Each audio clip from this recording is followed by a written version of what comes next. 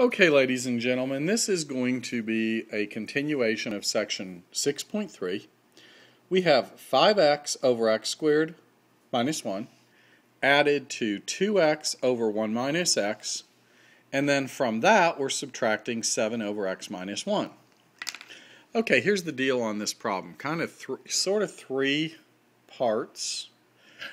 Before we add or subtract, we need a common denominator. This denominator is really x plus 1 times x minus 1. This denominator is reversed of what we need. See, I need an x minus 1. I don't need a 1 minus x.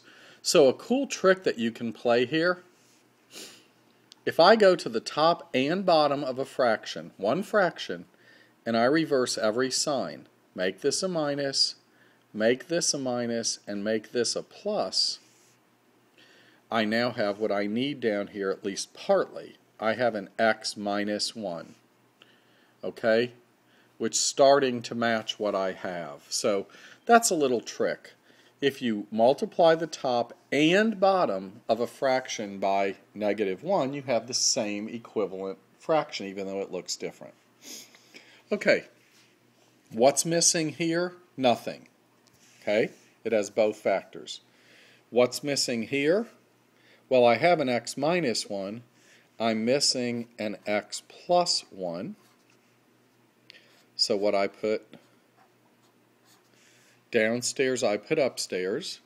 And here what's missing? Well, if I look at everything, I need it to look like this. So when I come over here, I'm missing an x plus 1. So we factored, we played a little trick, and now here's what we've got.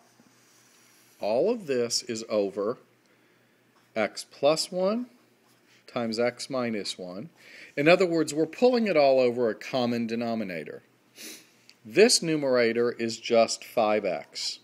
So we bring it down. Check. Okay?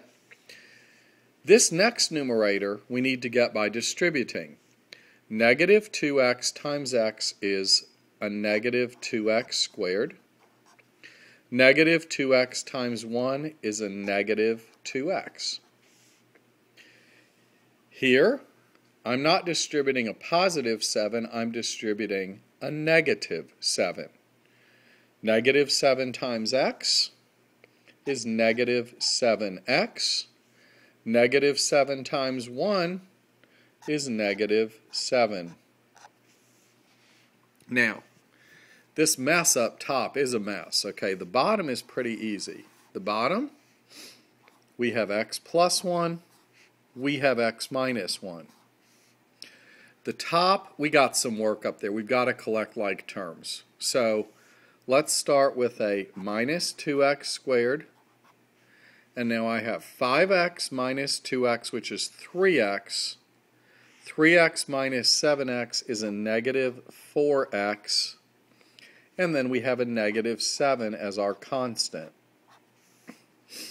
Now, the last thing we need to do here is make sure our answer is in lowest terms. But truly, the only thing I can see that we can factor out of the top, or at least the obvious thing, we can factor out a negative 1.